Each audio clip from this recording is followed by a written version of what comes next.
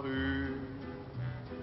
Mon enfance jouait par là, je me souviens de cela. Il y avait une palissade, un taillis d'embuscade. Les voyous de mon quartier venaient s'y batailler. Rue de Belleville, numéro 157. C'est ici qu'habite Madame Picard. Madame Picard. Monsieur. Je crois que vous êtes une des plus vieilles habitantes de Belleville. Oui, parce que depuis que les bulldozers sont passés à Belleville, les vieilles bellevilloises, on n'en trouve plus. C'est-à-dire? C'est-à-dire que tout le monde est parti. Les vieux, les plus vieux, il y en a une dame qui avait 85 ans, là, un petit peu plus haut. Ben, on l'a exproprié. Alors, tous ceux de la place des Fêtes, il y avait des vieux bellevillois encore, mais ils sont partis. On les affiche à la porte. Et il y a une dame, même, paraît-il, elle en est morte de chagrin. Belleville était un adorable, un gentil petit pays, n'est-ce pas? C'était parfait, c'était tout le monde s'accordait, c'était la grande famille, on s'entraidait, c'était merveilleux. Quelqu'un était malade, tout le monde courait chercher le docteur. Mais maintenant, c'est terminé, on ne se connaît plus. C'est fini, terminé, terminé, terminé. Je vous assure que, je sais pas, il y avait une ambiance, il y avait quelque chose, je peux pas dire. C'est angoissant de penser maintenant à Belleville. Je vous assure que ça me fait une peine quand elle m'a dit encore, quand mon aide ménagère m'a dit ce matin, que tout s'était démoli, place des Fêtes. Oh non, non, non, non, je ne peux pas le croire. Je ne peux plus remonter. Tout le haut de Belleville est saccagé. C'est effrayant, c'est épouvantable, c'était charmant. Il y avait des jardins à perte de vue tout le long de la rue de Belleville.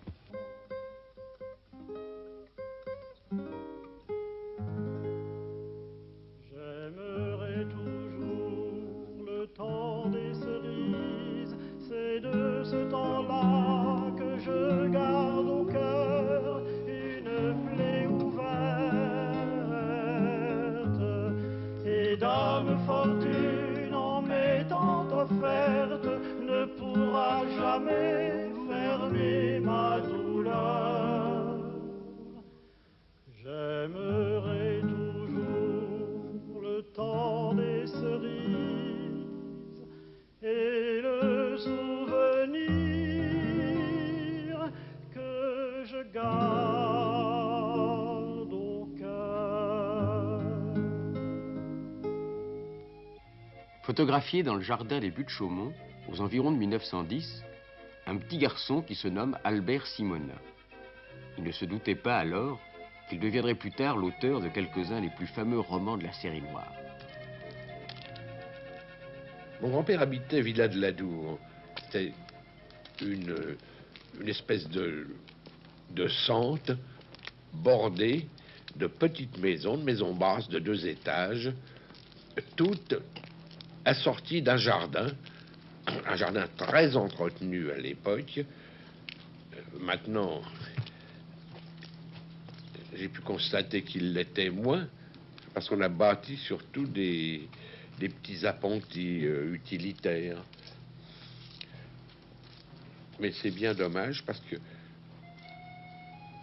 en tant qu'espace vert, c'était l'idéal.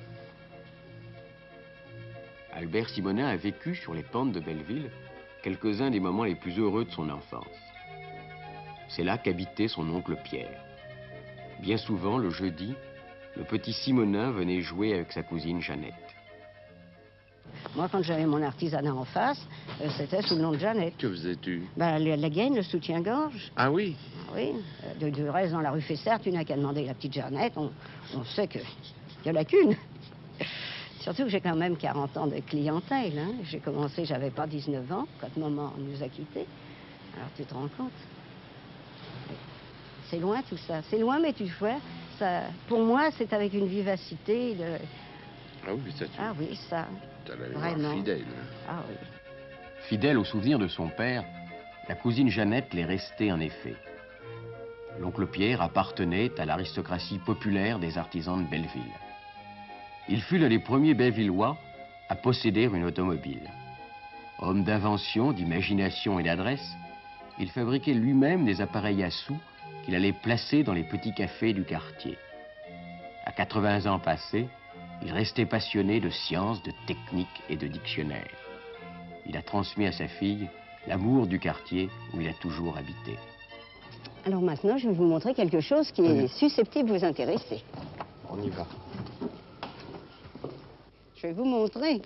Ça vous donnera une idée de ce qu'était Belleville autrefois. C'est constitué la plupart du temps de petits pavillons comme ça, et tous pourvus d'un jardin plus ou moins grand. Voyez-vous? Ici, vous avez un jardin qui a des arbres fruitiers et qui, certaines années, rapporte énormément.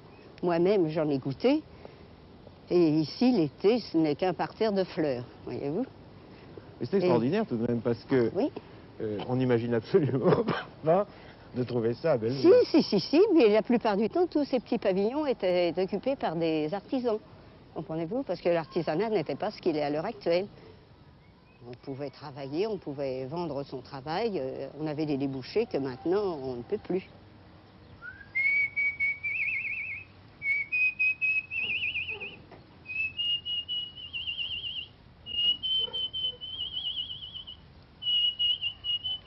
Il faut, pour découvrir Belleville, partir de la place de la République, franchir le boulevard de Belleville, puis affronter la rude montée de la rue de Belleville.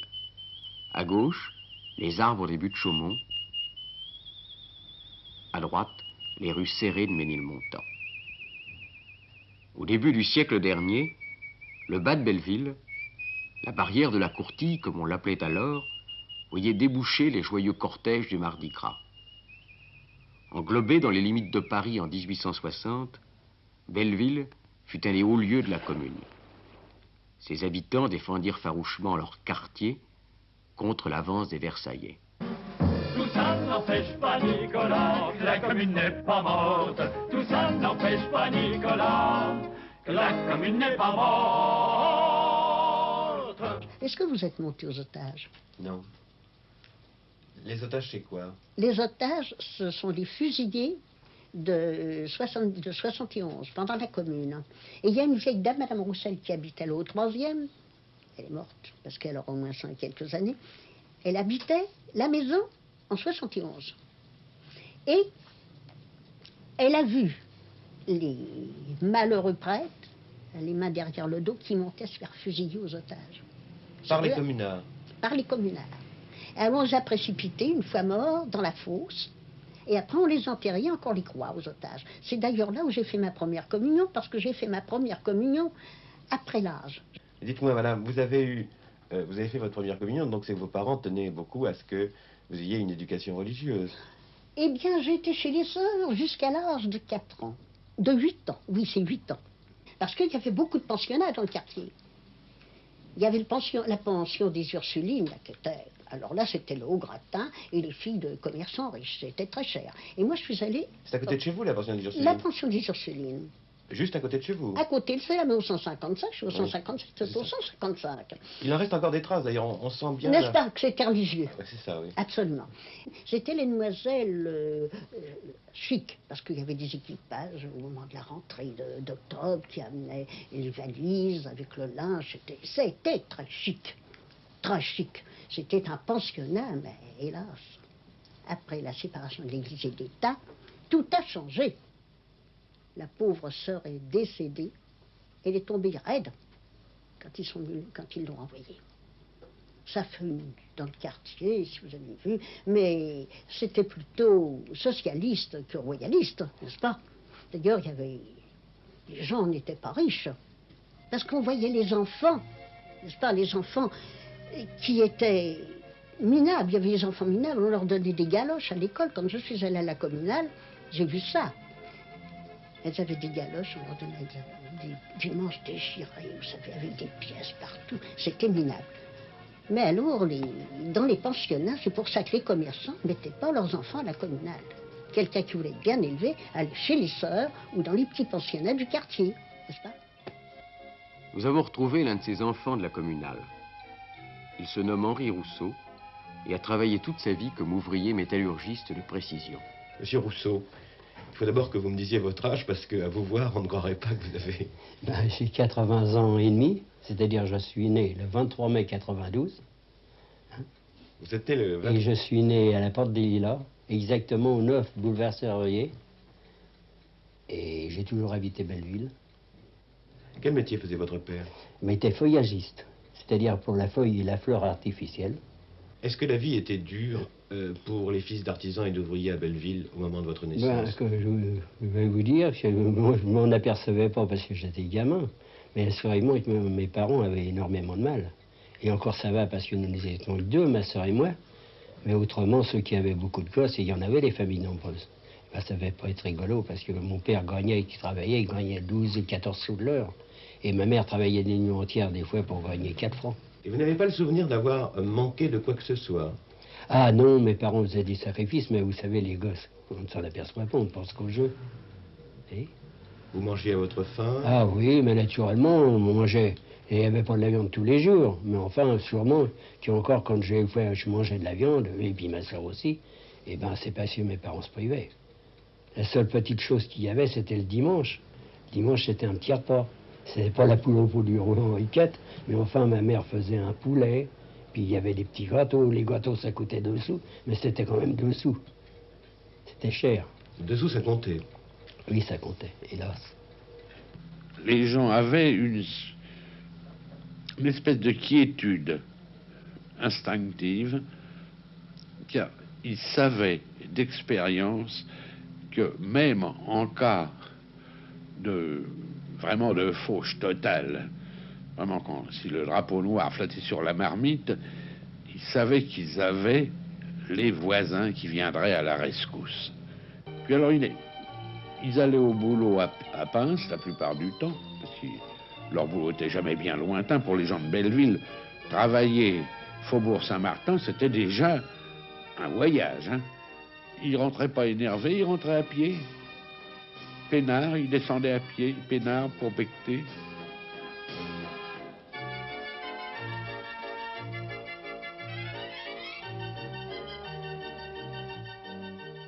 D'un côté, vous dites que le quartier était gai, et d'autre part, vous dites Oui. qu'il était misérable. Eh bien oui, il était gai. Même les gens pauvres étaient gais. Ils chantaient, on sifflait dans la rue. Ils étaient pauvres, mais ça ne fait rien. Ils s'amusaient tout de même. Papa, c'était un lapin qui s'appelait J.B. Chopin et qui avait son domicile à Belleville. Soir avec sa petite famille, il se baladait en chantant des hauteurs de la Courtille à Ménilmontant, à Ménilmontant. Il buvait si peu qu'un soir, on l'a retrouvé sur le trottoir. Il était crevé ben tranquille à Belleville. On l'a mis dans la terre glaise pour un prix exorbitant, tout en haut du Père-Lachaise, à Ménilmontant, à Ménilmontant. Le dimanche, au lieu de travailler, je monte les mômes au poulailler, voir jouer le drame ou le vaudeville à Belleville. Le soir, on fait ses épates, on étale son culbutant, mince des genoux et large des pattes, à Ménilmontant, à Ménilmontant. C'est comme ça que c'est le vrai moyen de devenir un bon citoyen. On grandit sans se faire de bile à Belleville. On crie vive l'indépendance, on a le cœur batté content, et l'on nage dans l'abondance à Ménilmontant, à Ménilmontant. Alors les enfants pauvres s'en allaient sur les fortifications, goûter, manger. Le dimanche, on y mangeait. Oui, on emportait son panier, puis on allait sur les fortifications. Mais les gens plus riches, nous n'étions pas riches, mais enfin, nous étions des commerçants, n'est-ce pas? C'était pas pareil. Eh bien, nous partions au Lilas. Il y avait un tram qui nous emmenait jusqu'à Romainville. Et il y avait du monde, c'était l'exode le dimanche pour les gens. Qui pouvaient, les autres, comme je vous dis, ils étaient sur les fortifications, ils mangeaient là, c'était minable, c'était pauvre. Sur les fortifs, où venaient le dimanche pique-niquer les familles ouvrières, Henri Rousseau a connu une grande aventure. C'est là qu'à 20 ans, il a tenté de faire voler un avion qu'il avait construit lui-même. Oui, j'avais construit un avion, oui. Une idée à moi, une aile battante, mais naturellement, ça ne marchait pas, quoi. Et c'était à quelle date? Bah, c'était en 1911, par là, 1910-1911, oui. Et vous avez essayé de le faire voler vous-même? Ah oui, mais naturellement, il n'a pas voulu voler. Comment ça s'est passé, le vol? Bah, ça s'est passé qu'il est dégringolé, quoi, c'est tout. Heureusement que je n'ai pas été blessé. Au numéro 46 de la rue de Belleville, sur l'emplacement actuel d'un supermarché, s'élevait le théâtre de Belleville. Comme tous les habitants du quartier, Madame Picard en a conservé un grand souvenir. Oh, oh c'était roulant, c'était tordant. Imaginez-vous qu'il fallait faire la queue. Très longtemps, le samedi et le dimanche, alors il y avait une queue. Oh là là là là. Tout le monde n'avait pas de la place, surtout au Poulot, là-haut. Oh, oh, c'était comique. On jouait des drames, la porteuse de pain, l'assommoir, tous les drames possibles et imaginables. Mais en haut, mais c'était le comique en haut. Oh, je vous assure, les bonnes femmes faisaient la queue. Elles n'avaient pas le temps d'éplucher leurs légumes verts. Alors elles montaient avec des filets au Poulot, et puis elles épluchaient, à l'entrée, elles épluchaient les petits pois, les haricots, puis... Au théâtre? Je vous assure que c'était comique. On s'y amusait. Moi, je suis allée une fois pour voir, mais parce que mes parents, je descendais voir les opérettes. C'était les opérettes en été. Et en hiver, c'était les drames. J'ai vu jouer La Grâce de Dieu, j'ai vu jouer Je suis vendue par ses soeurs, enfin, un tas de choses. Je me suis allée parce que mon père, c'était un homme de théâtre. Je suis petite fille, moi, de directeur de théâtre. Alors c'est dans la famille ce truc-là. Et tout le monde, c'était rigolo. Et les titis en haut. Et dis donc, dans le jeunesse, je me rappelle dans l'assommoir. Attention, attention, je vais te tuer, je vais te tuer. Tout le monde criait là-haut. Non, non, non, non, non. C'était comique, je vous assure. Alors c'était des drames, mais il y avait tout de même des gens qui étaient émus dans le théâtre, non? Mais oui, il y en a qui pleuraient. Mais les titis du haut disaient attention, il va te tuer. Oh, cache-toi, cache-toi. Ils prenaient part, ils criaient comme ça dans le théâtre. Oh, je vous assure que c'était drôle, oh, c'était très, très amusant. Au souvenir du théâtre de Belleville, reste attachée la mémoire de Montéus. Ses chansons révolutionnaires retentissaient, avant 1914, dans les meetings ouvriers. Elles étaient reprises en chœur dans les rues du quartier.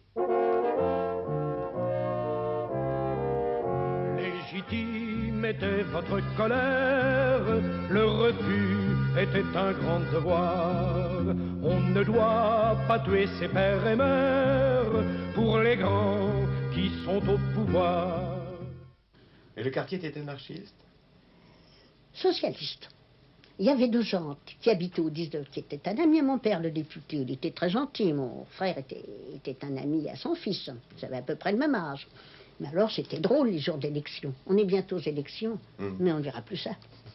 Oh là là, oh, ce que l'on pouvait rire. Oh, il y avait la permanence, place de l'église, il y a un grand tabac là, à l'église. Toujours pareil, je l'ai toujours connu comme ça. Et alors, c'était la permanence des conseillers municipaux et des députés. Alors, au moment des élections, il y avait le nom des candidats qui étaient sur la porte. Alors, le jour du scrutin, moi, j'allais avec mon père voir du scrutin. On sortait de l'école, au 104 de la rue de Belleville, parce que nous habitions sur le 20e. Là, nous sommes sur le 19e. Et enfin, c'est le 20e. Alors, nous sortions avec mon père, et puis on attendait que tout soit bien affiché. Mais ce jour-là, mon père était descendu à l'école, il n'avait pas voulu m'emmener. Et nous revenons avec ma cousine, j'avais 10 ans. Place de l'église, on affichait le candidat élu. Il y avait un bonhomme. Oh, ce que j'ai pu rire ce jour-là. Il y avait un bonhomme. Il était petit avec une casquette comme portaient les Bellevillois. Les femmes portaient le bonnet, eux avaient une casquette en toile cirée, les Bellevillois, ou un petit béret. Et il était formé. C'était deux jambes qui étaient... Non, c'était Rosier, Arthur Rosier. Il y a sa rue là qui est derrière l'église. Un député. Oui, il a été député après. Il prenait ses bras comme ça, puis faisait « Laissez les roses aux rosiers ». Non, je vois encore la tête du bonhomme. C'est vieux, j'avais 10 ans. Mais je vois qu'il était content que ce soit Arthur Rosier. Dame, c'était un député magnifique. Il a été conseiller municipal. C'était député de quelle couleur? Socialiste. Socialiste. C'était un des premiers socialistes, alors? Oui. Ah, mais c'était socialiste. Mon père votait sur socialiste. De gens étaient socialistes. Mais ce n'était pas des communards. C'était pas comme... Non, pas des communards. Des socialistes. Et on votait beaucoup socialistes à Belleville. Beaucoup, beaucoup. Et pourtant, votre père était socialiste et pourtant vous alliez dans une école religieuse. Ah bah oui, mais il n'a pas voulu que je continue. Il dit, il ne part que de bon Dieu.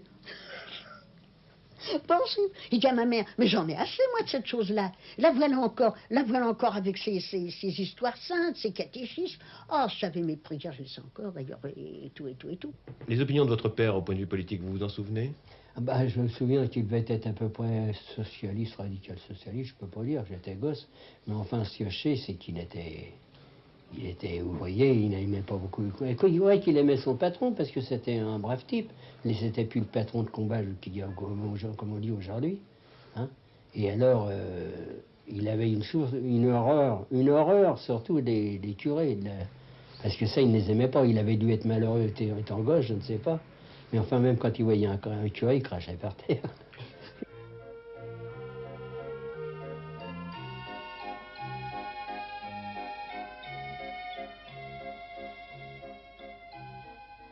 Mais Belleville n'a jamais été bien renommée, vous savez. Quand on disait, on est de Belleville, tenez, un exemple. Il y avait plusieurs sociétés, dont une, la Lyre de Belleville. Oh, mais alors la Lyre de Belleville, c'était merveilleux. Des artistes, hein, une chorale impeccable. Et un jour, ils ont été demandés pour un concours. Ils emportaient d'abord toutes les palmes. C'est pas parce que je suis de Belleville que je le dis, mais c'est très bien. Alors ils emportaient toutes les palmes et tout. Ils vont au Trocadéro. Et ma tante et mon oncle y étaient. Moi, on ne m'avait pas emmené. Je ne savais même pas. Alors bien, voilà que la Lyre de Belleville, il y avait l'harmonie, et puis alors il y avait les chœurs. Ils se mettent à chanter, je ne sais pourquoi. C'était très beau. Il y avait une vieille douairière du Faubourg Saint-Germain qui était là. Elle se retourne. C'est magnifique! Mais d'où vient cette chorale? Et d'où vient cette harmonie de Belleville? Oh, elle fait fi donc! Fi donc? Oui.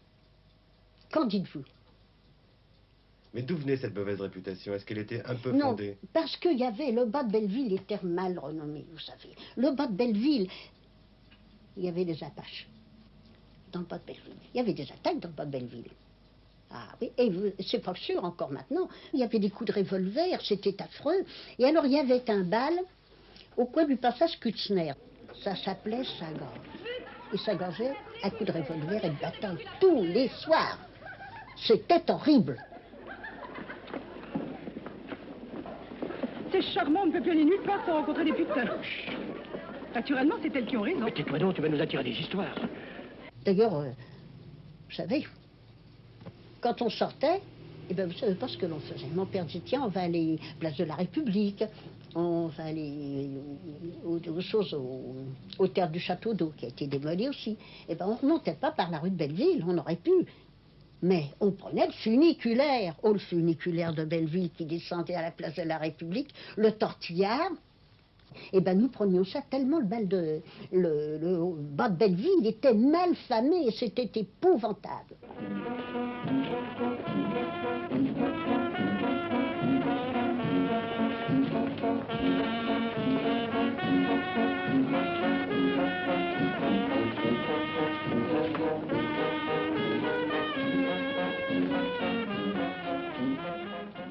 Alors, Casque d'Or se rendait à Sagaz. Casque d'Or allait à Sagaz? Ah oui, elle allait à Sagaz. Vous êtes sûr de ce que vous dites? Ah oui, Casque d'Or allait à Sagaz. Sagaz, oui, oui. C'était à quelle époque? Enfin, est-ce que vous pouvez situer les années de... Oh ben, vous savez, j'étais petite. Je me rappelle plus exactement quand c'était. En 95. En 95, à peu près. À peu près. Vous savez, j'étais... Puis mon père ne voulait pas que je lise ces trucs-là. Il me disait, c'est pas pour toi, je ne veux pas, donne-moi le journal. T'as pas besoin de t'occuper des Apaches, il y en a assez comme ça. Blanc. Plus de journaux. Ils savent danser, les charpentiers? Tu peux y aller, hein. La meilleure guérisseuse de Belleville.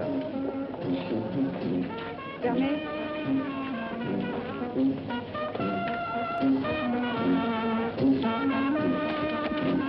Bouge pas, Roland. La femme est gentille, on veut lui faire plaisir, c'est tout.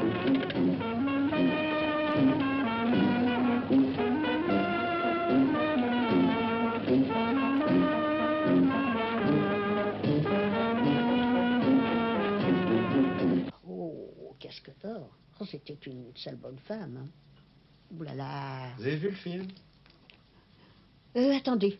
Le film qui s'appelle Oui, Disque d'or. oui. Est-ce qu'il vous a paru vrai, réaliste? Moyennement. Moyennement. Moyennement. Pourquoi? Je sais pas, parce que il me semble qu'elle n'était pas assez apache. Oh, mais vous savez, c'était pas drôle le bas de Belleville. Excusez-moi, mais on m'attend. Hey! Faut pas partir comme ça, mon petit gars. C'est pas gentil pour ta danseuse. Roland, ça va, hein? Tu vois, elle est fâchée.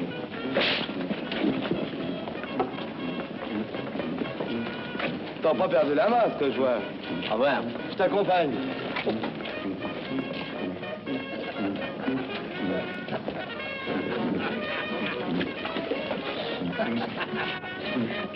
Où il est? T'occupe pas, tu lui as fait peur, il est parti. Vous avez participé à des batailles de Oh, ben, comme j'allais aux belles musettes, moi, étant jeune. Alors ça, c'était comme les autres. Puis, comme j'étais pas fort, j'étais pas gros, j'étais hargneux, j'étais comme des petits chiens. Ça pouvait aller très loin, ces bagarres? Ah, ben oui, ça m'a valu une première dent déjà qu'à sauter comme ça. Madame Rousseau, vous étiez bretonne. Ah oui, je suis parisienne maintenant.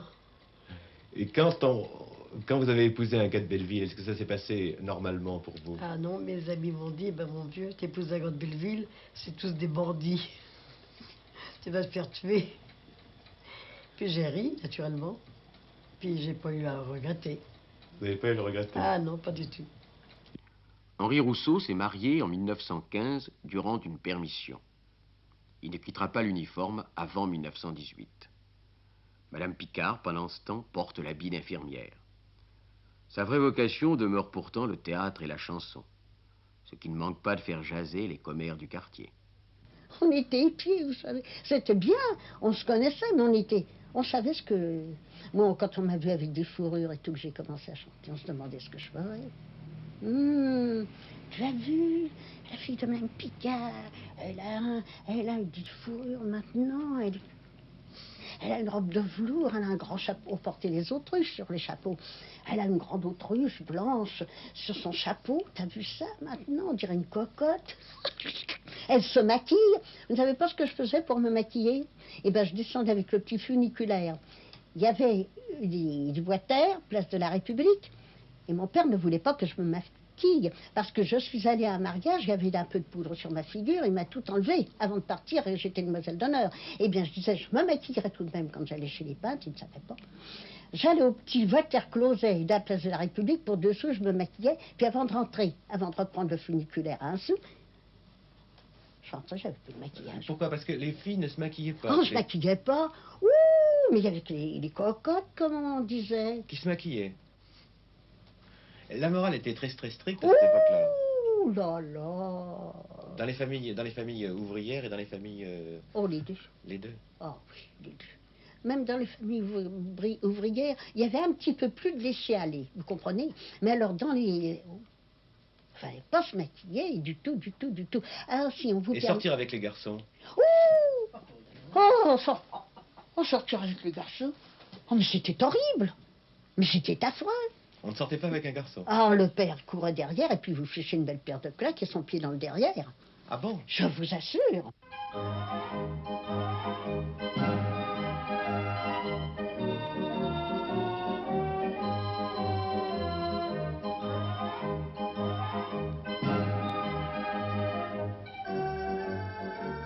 Vous êtes beaucoup promené au but de Chaumont? Oh là là, mes premiers pas au but de Chaumont. Mais c'était merveilleux, le but de Chaumont. Il y avait tous les dimanches la musique militaire et tous les jeudis. Dans le kiosque? Oui, le 31e de ligne qui était là-bas aux Tourelles. Tous les jeudis. Alors, les cafés avaient de la musique.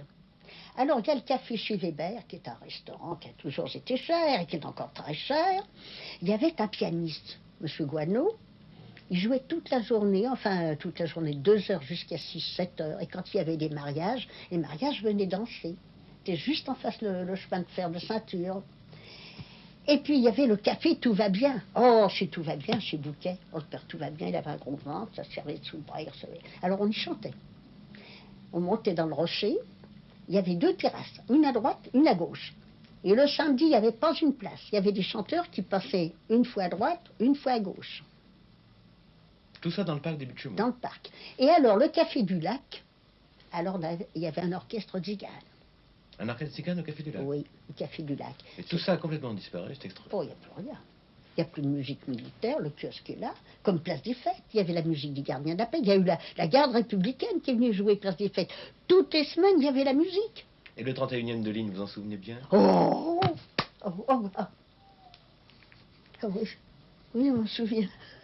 Je peux m'en souvenir. Pourquoi? Parce que Pourquoi? mon premier amoureux, c'était un capitaine Du 31e de ligne? du 31e de ligne. Il s'appelait comment? Hubert. Hubert. Fort joli garçon. Très intelligent, très chic, très... J'avais pas dit à mon père aussi, j'avais un Vous aviez amoureux quel là. âge? J'avais 18 ans et demi. C'était un âge raisonnable pour avoir un amoureux. Ah oui, mais il était bien. Oh là, quel homme chic, quel homme du monde. Alors, je suis sortie beaucoup parce que mon père était décédé. À 20 ans, mon père est décédé. Alors là, j'étais libre parce que ma mère a été très élastique, ma mère. Puis elle comprenait mieux que mon père. Mon père était tout à fait vieux jeu, très bien, un homme très intelligent, président de société, et tout, il était très bien. Mais alors, fallait pas bouger, rien. Ben, je l'avais vu, le capitaine. Ah, je descendais pas dans le quartier, je l'ai connu, il n'était pas encore mort. Mais après, il est mort, mon père est mort. Alors là, je sortais, j'allais au bal, plus avec mon père, mais avec lui, il m'emmenait partout, dans les endroits très chics, on allait... Vous sortiez de Belleville? Ah, oui. La voix de Madame Picard raconte la légende de Belleville. Et sur les pentes de cette colline, peut-on ignorer la légende? Peut-on même la dépasser? À travers les générations, la mémoire des gens de Belleville n'a jamais cessé d'entretenir des nostalgies successives et toujours renouvelées. Où est le temps de l'ancien funiculaire qui descendait la rue de Belleville dans un assourdissant bruit de ferraille? La rue est désormais envahie, conquise. Le passé a reflué. C'est une marée d'autos, de camions, de taxis, qui dans un vacarme effroyable descendent en trombe la rue ou la remontent en haletant. Et les hommes aussi sont faits à cette vie trépidante et bouillonnante. Ils sont accordés à ce rythme de fièvre. La ville a tout submergé de sa rumeur. Ce texte est de Robert Garrick et il date de 1929. Et aujourd'hui, de nouveau... Vous regardez maintenant sur ce trottoir ici. Dans le temps, ça grouillait de monde. Oui. Que maintenant, vous voyez, le trottoir est désert, c'est la chaussée qui est remplie maintenant de voitures, c'est tout. C'est pas du tout pareil. Il y a quelque chose qui a disparu, c'est les voitures de 4 saisons. Ça, c'était tout à fait folklorique. Ah oui, il y en avait jusque là-haut. D'un bout à l'autre, sur les deux trottoirs.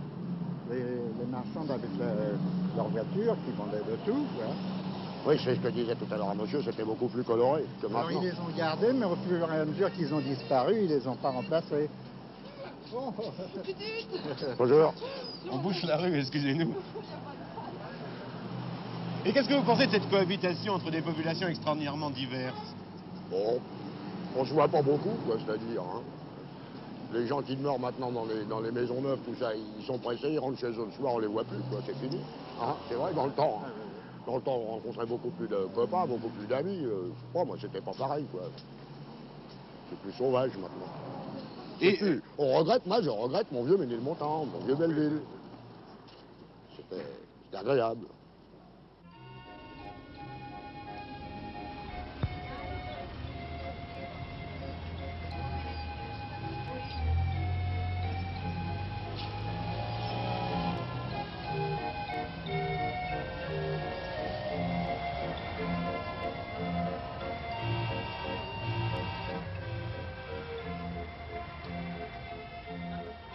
Ni les lumières, ni les vitrines, ni l'allégresse de la rue de Belleville ne doivent faire d'illusions. Il suffit, dans le bas du quartier, dans les parages de l'ancienne courtille, de s'en écarter de quelques mètres, de suivre une rue transversale pour découvrir les maisons lépreuses, les murs moisis, les couloirs fétides.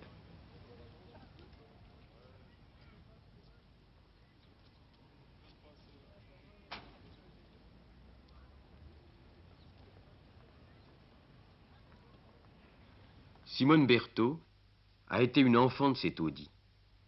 Elle se souvient du temps où elle accompagnait à travers les cours du quartier une petite chanteuse de rue né à Belleville, qui ne s'appelait pas encore Édith Piaf. C'est nous les mômes de la cloche, clochards qui s'en vont sans un rond en poche. C'est nous les paumés, les purées de paumés, qui sommes aimés un soir n'importe où. Nous avons pourtant le cœur fort exigeant, mais personne n'en veut, ben tant pis pour eux. Qui que ça fout, on s'en fout. Nul ne s'y accroche, il n'y a pas d'amour, et l'on sera toujours les mômes de la cloche. Quand elle voyait que les fenêtres commençaient à s'ouvrir, parce que les gens se demandaient d'où venait cette voix, parce que c'était extraordinaire.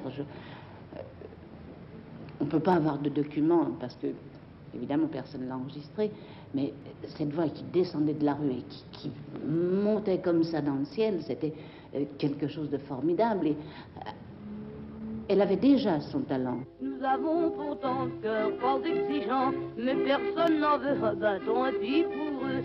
Qui que ça fout, on s'en fout. Nul ne s'y accroche, il n'y a pas d'amour, et l'on sera toujours les mômes de la cloche. Est-ce que vous avez regretté cette vie? Ah oui. Oui, même Édith le regrettait quand elle était la grande Piaf. Elle était même affichée à l'Olympiade. Elle me disait, Momone, faut que je fasse une rue. Alors, on s'en fait toutes les deux une jupe, un pull vert, pieds nus. On faisait une rue et elle chantait. Et on ramassait des sous. Et personne ne la reconnaissait. Et elle était heureuse. C'est parce qu'il lui fallait la rue. Elle avait besoin de la rue. Mais comme elles n'ont pas les toilettes qu'il faut pour les quartiers rubans, ce n'est pas aux galeries Lafayette qu'elles vont faire chaque soir leur turbin. Le long du canal Saint-Martin, au Sébasto à la Chapelle, on est toujours assez condamn. Pour le monsieur qui vous appelle, c'est de l'article populaire, c'est pas du beau joujou. Y a pas de poupée en soie au bazar à 30 sous.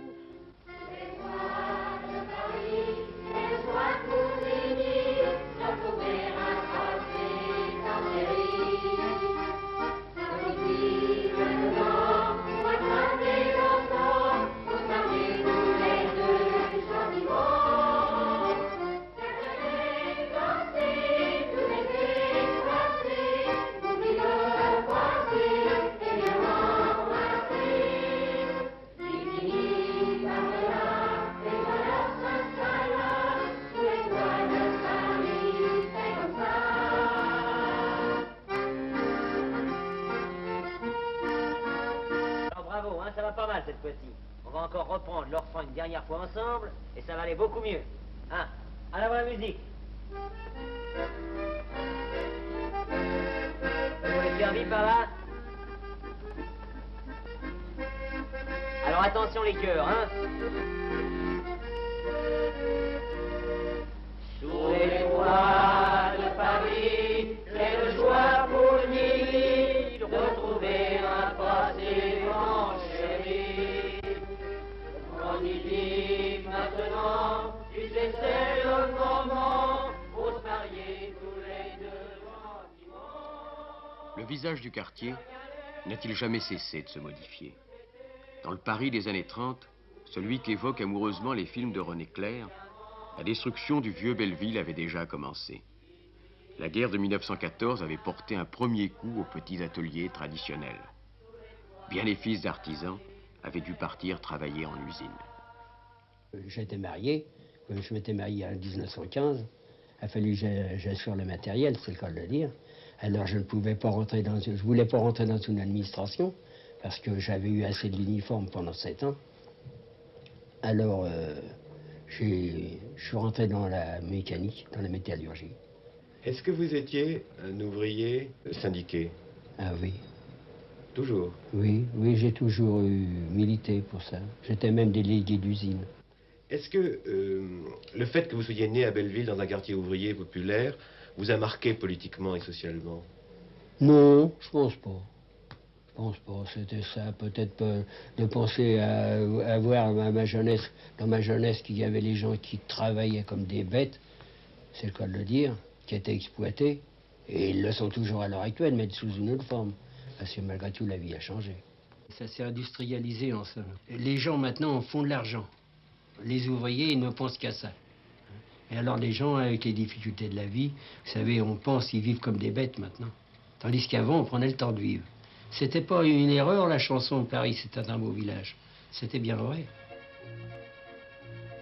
Ainsi se perpétue la nostalgie.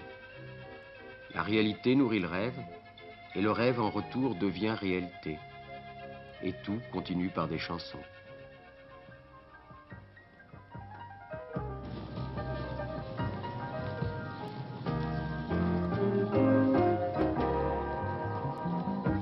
Catholique par ma mère, musulman par mon père, un peu juif par mon fils, bouddhiste par principe, alcoolique par mon oncle, dépravé par grand-père, sans classe par vieille honte, névrosé par grand-mère.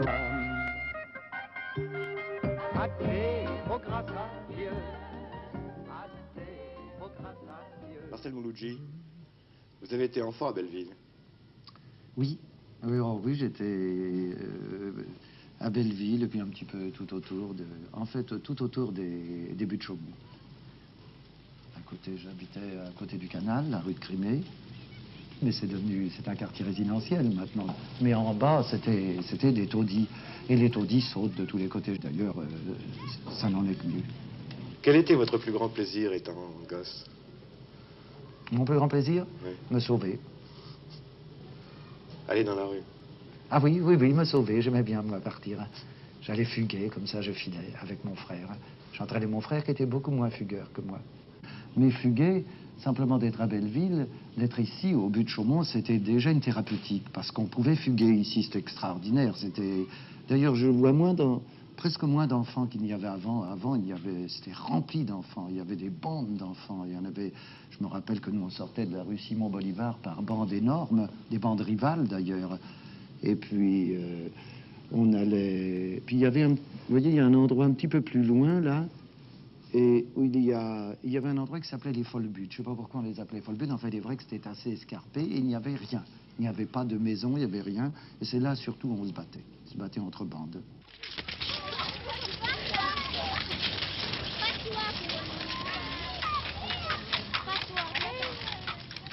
Et le Belleville des années 30, c'était en même temps le Belleville qui allait vers le Front populaire. Est-ce que vous l'avez senti, vous, enfant?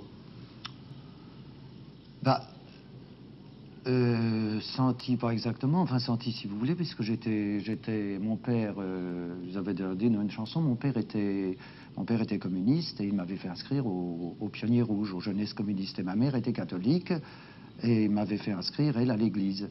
Ce qui fait que je partageais mon temps en respectant mes parents, entre l'église et le communisme, et c'était très bien.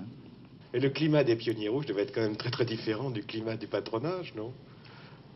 Ah oui, à l'époque, c'était même assez... C'est-à-dire que je ne pouvais pas me dédoubler, mais il était certain que si j'avais pu me dédoubler, je me serais insulté moi-même en disant « Salaud, sale curé !» Et puis l'autre, j'aurais dit « Non !»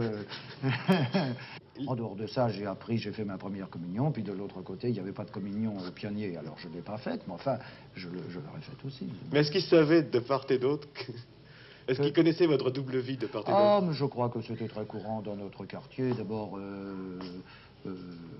c'était très courant. D'abord, il y avait beaucoup de métissage d'arabes avec des Françaises, ou peut-être même des Juifs avec des Françaises, etc. Alors, il était tout à fait normal si les gens n'étaient pas trop fanatiques, de tolérer que l'enfant prenne la religion du pays où il naît.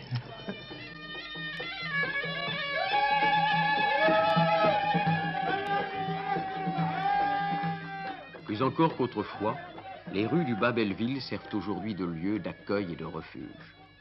Les Israélites réfugiés d'Afrique du Nord et les ouvriers musulmans y cohabitent sans toutefois se confondre.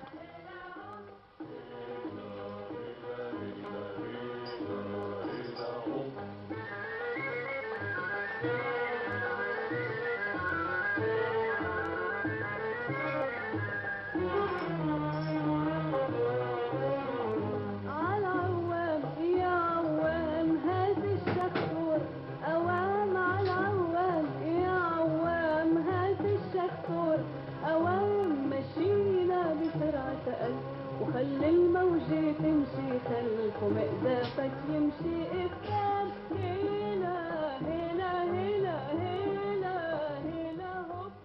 Est-ce que l'arrivée des ouvriers algériens, est-ce que l'arrivée des Israélites après 62, est-ce que l'arrivée des Africains maintenant pose des problèmes dans le quartier? Pose des problèmes, oui, surtout des problèmes d'habitat. C'est tout ça, ce problème-là. Et puis alors pour les commissions, parce que naturellement, on ne se sent plus chez nous, c'est le cas de le dire. Avant, on pouvait se promener, tandis que maintenant, on n'entend plus parler français les 3 quarts du temps, surtout dans notre rue, là, en Penaud. C'est surtout l'élément israélite qui domine. Et puis alors, les Tunisiens, tout ça, il y a des braves gens chez eux, c'est entendu, mais ils se croient en pays conquis. Et ça, c'est un point de vue personnel, mais il y en a beaucoup qui le partagent. Dans le bas de Belleville, là, sur le boulevard de Belleville, forcément, vous avez des Arabes, vous avez des Israélites, vous avez des musulmans. Alors, il y a un peu de tout. Alors, il arrive que des fois, ça va pas très bien. Hein. Près de la rue Ramponneau. On change complètement de pays, là, quoi. C'est surtout là, ça.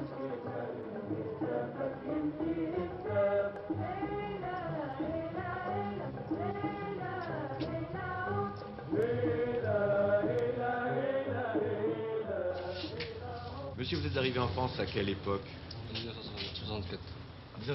54. 54, vous étiez très jeune. Très jeune, oui. Vous aviez quel âge? J'avais 7 ans. 7 ans? Oui.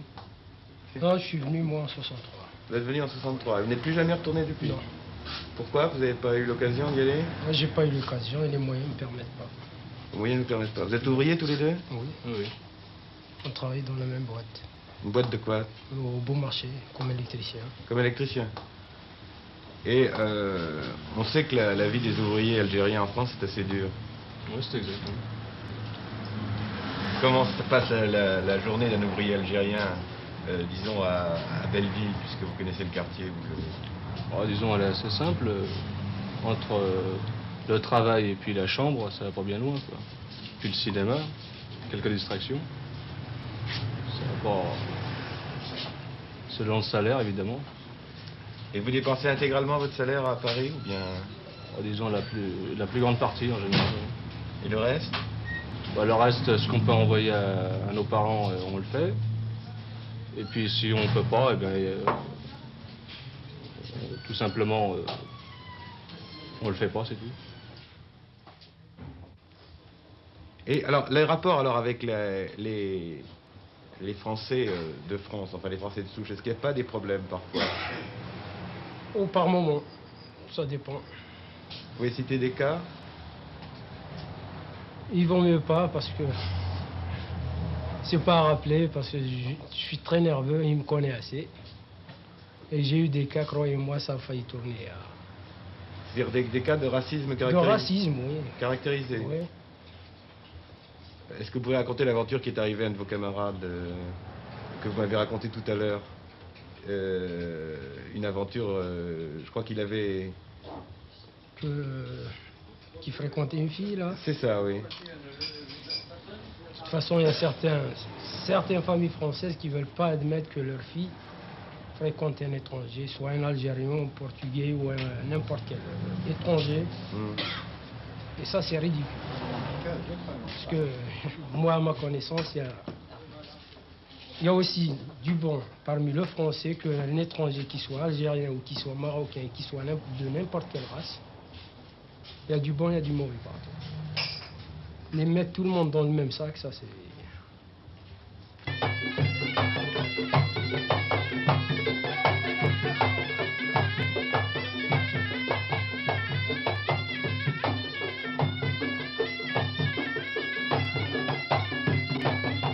Les Israélites, eux, connaissent la chaleur de la communauté qu'ils ont reconstituée. C'est au nom de cette communauté que parle M. Belletti.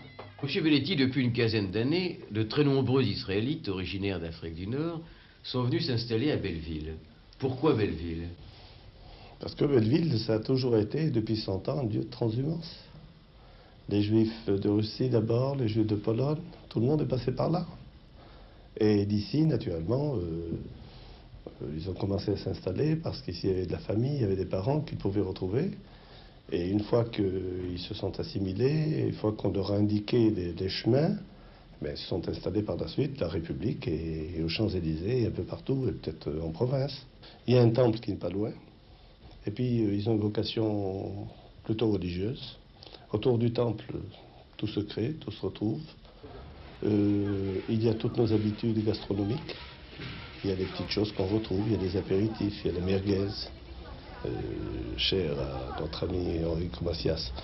Il y a le couscous, il y a les condiments, il y a des tas de choses. Et puis, surtout, on vient ici parce qu'on retrouve des gens qui, eux, peuvent éventuellement permettre à ces personnes de les diriger sur certaines associations juives qui, elles, les prennent en charge, soit pour leur trouver du travail, soit pour leur donner un logement, soit pour les aider pendant 2 ou 3 mois en attendant qu'ils trouvent une situation. Quand vous me dites la criminalité, faites des proportions.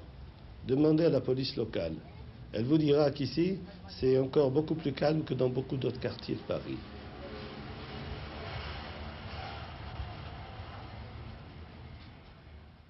Par ailleurs, on a beaucoup mis en valeur les heurts, les affrontements entre la communauté juive et la communauté musulmane. Qu'est-ce que vous en pensez? Eh bien, je crois qu'on a exagéré les faits. Effectivement, bon, il y a eu des événements. Les événements de mai. Qui les a créés? Il y a eu des événements ici, parce que le métro ne circulait pas, tout le monde stagnait sur les boulevards. Bon, ben, il y a eu quelque chose, mais à mon avis, elle ne vient pas d'ici, elle vient d'une main étrangère. Si les étrangers, quand je dis les étrangers, certains gens en dehors du quartier... Ça n'a jamais été bien défini exactement comment ça a commencé, et puis on a de très bons amis qui sont israéliens. Nous sommes des commerçants, des artisans, des employés, des petits gens, qui aimons vivre. Notre vie ne consiste pas à devenir milliardaire, on ne peut pas. Mais à vivre tout de même. Mais on veut vivre tranquille.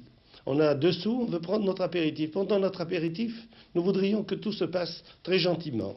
Qu'on prenne l'apéritif à proximité d'un Algérien, d'un Tunisien ou d'un Marocain, et alors?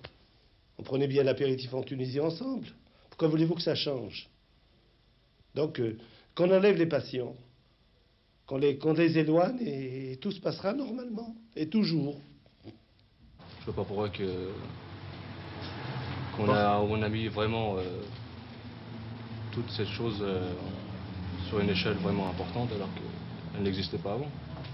Monsieur Bellitti, l'autre jour, quand nous nous sommes rencontrés, je vous ai demandé de pouvoir vous filmer dans un bistrot, dans un café musulman.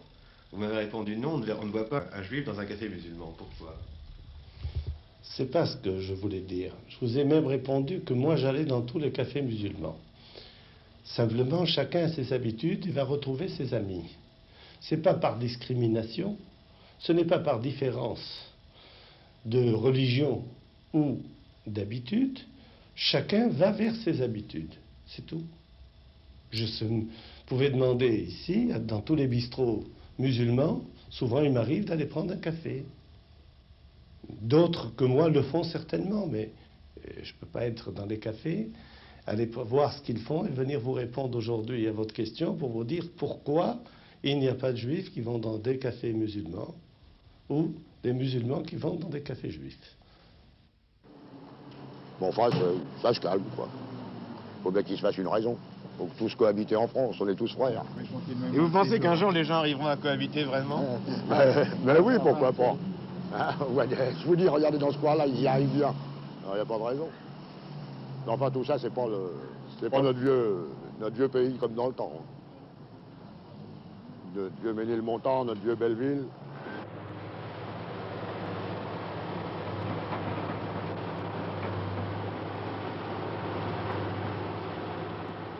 Sur le vieux Belleville s'acharnent aujourd'hui les bulldozers.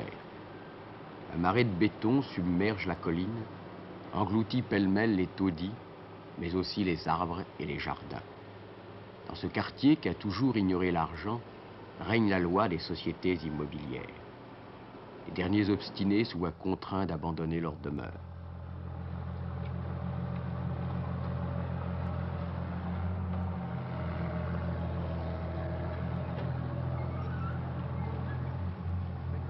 Les vieilles solidarités sont-elles à jamais brisées? Sauront-elles renaître un jour?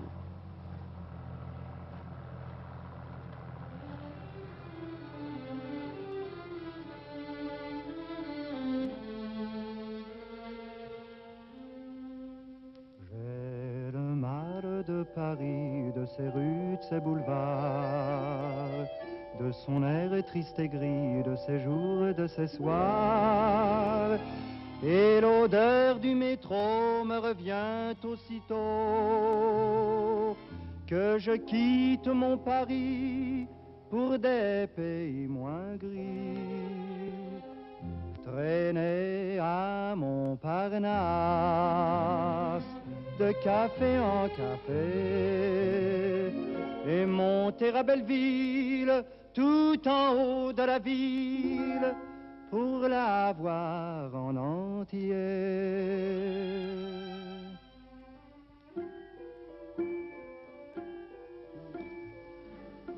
Je crois voir mon coin de rue et soudain apparu, je retrouve ma palissade, mes copains, mes glissades, mon muguet de dessous de printemps, mes 15 ans, mes 20 ans, tout ce qui fut et qui n'est plus, tout mon vieux coin de rue.